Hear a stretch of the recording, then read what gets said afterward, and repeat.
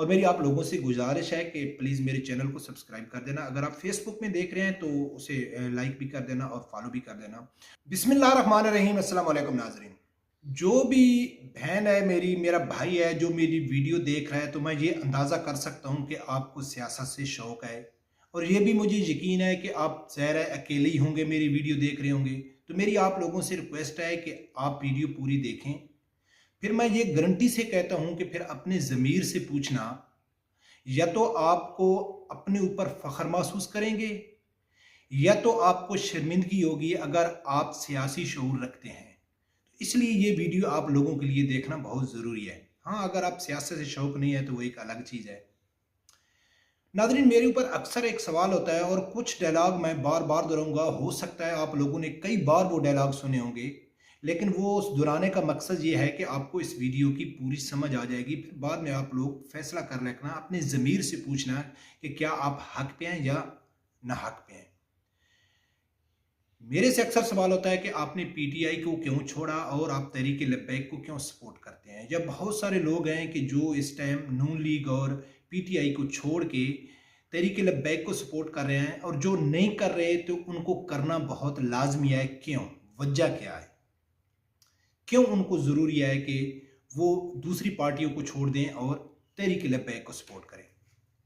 नाजरीन, ये जो मौजूदा पाकिस्तान की सियासत चल रही है, आप लोग टोपी ड्रामा देख रहे हैं, ये तो सब लोगों को मालूम है कि जितने भी सियासतदान हैं वो सिर्फ अवाम को बेवकूफ़ बनाते हैं, उसके अलावा इनका कोई मकसद ही नहीं है। यकीनन हर आदमी जिस भी पार्टी को सपोर्ट करता है, अगर उससे आप फ्रेंडली गपशप करेंगे तो वो यही कहते हैं कि यार ये सब एक ही हैं।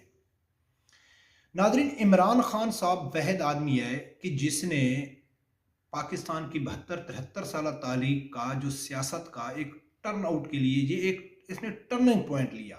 हर आदमी ने ये सोचा है कि यार पहले एक ही खानदान, दो खानदान आ रहे थे बार बार, अभी ये एक नया आदमी है, हम इसको वोट देते हैं।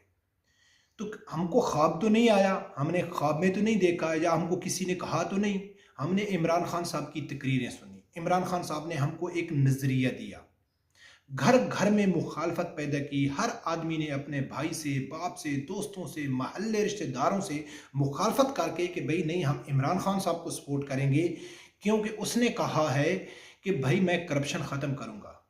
मैंने इमरान खान साहब को सपोर्ट किया था कि उसने कहा था कि भाई मैं करप्शन ख़त्म करूँगा, मैं लूटा हुआ पैसा वापस लेके आऊँगा, मैं लुटेरों को जितने भी हैं उनको फांसी के फंदे पे लटकाऊँगा, मैं फौजी जर्नैल को एक्सटेंशन नहीं दूंगा क्योंकि हमारे फौज का जो मोराल है वो डाउन होता है, वो डिग्रेड होता है।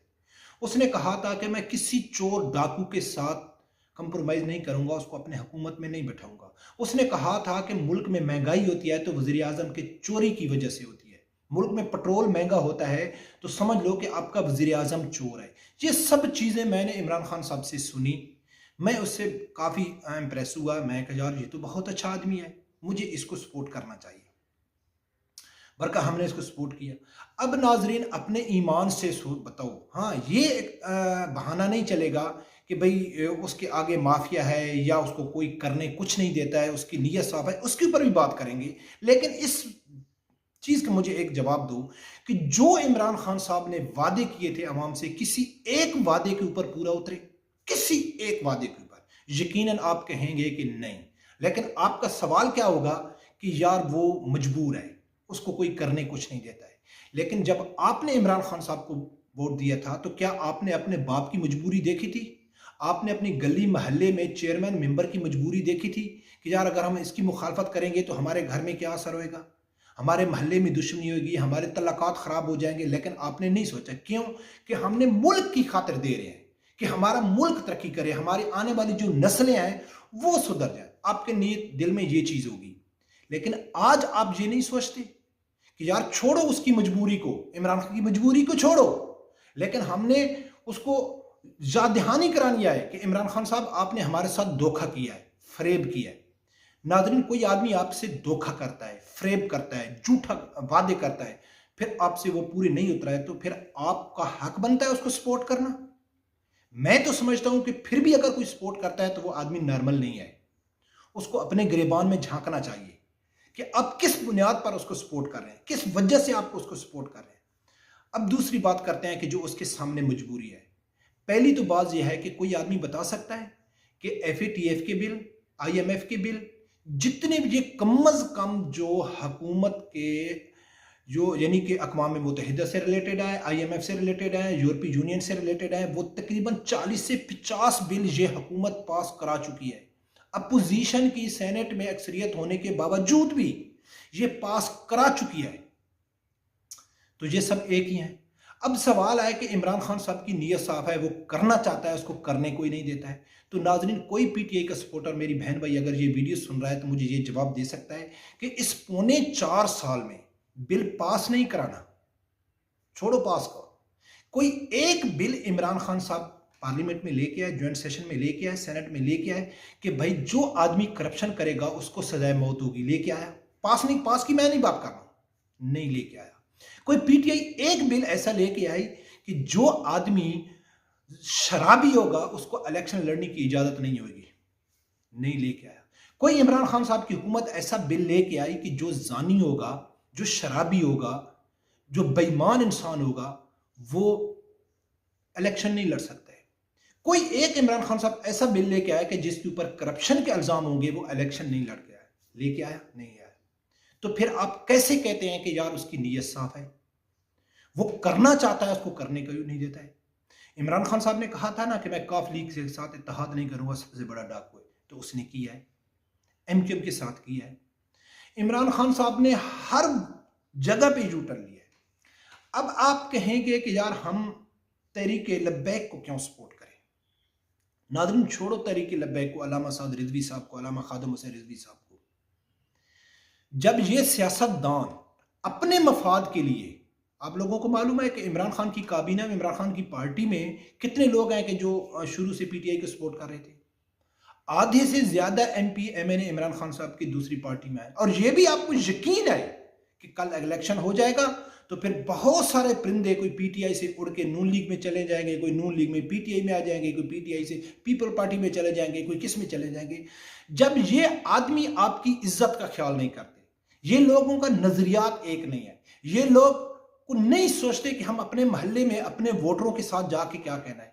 हमारे हल्के में एक MNA है जो हमको बार बार कहता है कि आप इमरान खान साहब को वोट दो, वो हम चेंज लेके आएगा, वो तब्दीली लेके आएगा, वो मुल्क में करप्शन खत्म करेगा। लेकिन अगले इलेक्शन में वो उड़ के दूसरे काफ लीग में चला जाता है या PP में चला जाता है। तो उसको वो ऐसा क्यों करता है? उसको मालूम है कि मेरे हल्के के जो लोग हैं वो जहल हैं, बेवकूफ हैं, वो गधे हैं, इसलिए वो ऐसा करते हैं। लेकिन हम कहते हैं कि नहीं यार, हमने इमरान खान साहब को सपोर्ट किया है, अब अगर हम उसको छोड़ देंगे तो लोग क्या कहेगा? लोग आपको कहेगा कि आप जहल है, बेवकूफ हैं, कि आपके सामने हकीकत होने के बावजूद फिर भी आप उसको सपोर्ट कर रहे हैं।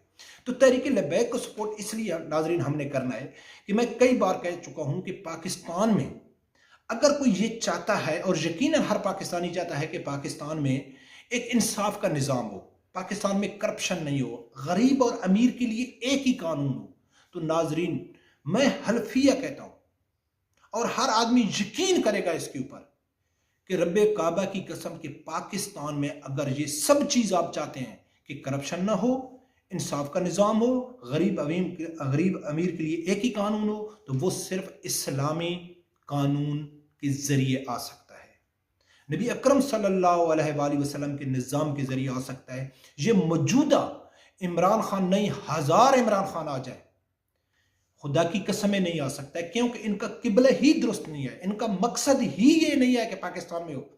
ये इनको पीछे से डायरेक्शन मिलती है कि आपने कौन से बिल पास करना है, आपने क्या काम करना है, क्या करना है, उसकी पर ये काम करते हैं, सीधा सीधा कुरान और सुन्नत के खिलाफ ये इकदाम कर रहे हैं। तो फिर आप उम्मीद रखते हैं कि यार ये चेंज लेके आएंगे।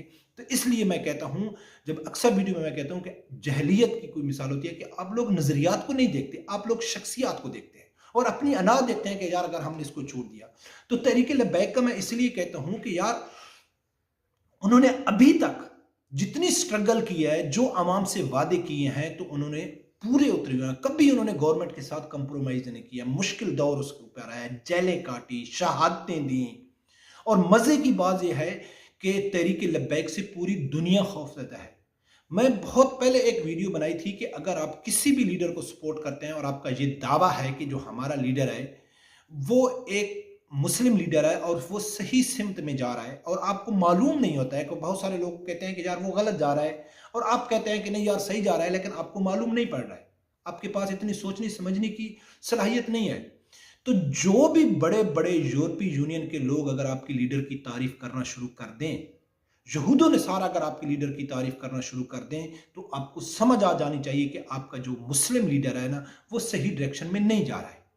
यहूदो नसारा उस मुस्लिम लीडर की तारीफ करते हैं जो उनकी पॉलिसियों को ऊपर अमल करता है, जो कुरान और सुन्नत के ऊपर चलता है, तो उसकी कभी भी यूरोपीय यूनियन नॉन मुस्लिम कंट्री के जितने भी लीडर हैं वो सपोर्ट नहीं करेंगे, वो मुखालफत करेंगे।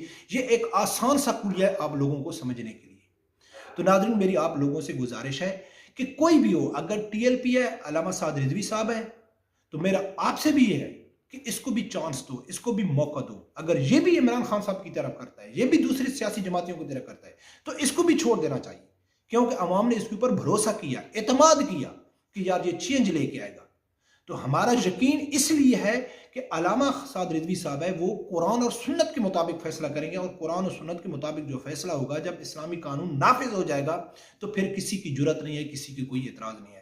तो नाज़रीन, मैं उम्मीद करता हूं कि आप लोग मेरी वीडियो को अच्छी तरह समझ गए होंगे, और मेरी आप लोगों से गुजारिश है कि प्लीज़ मेरे चैनल को सब्सक्राइब कर देना। अगर आप फेसबुक में देख रहे हैं तो उसे लाइक भी कर देना और फॉलो भी कर देना।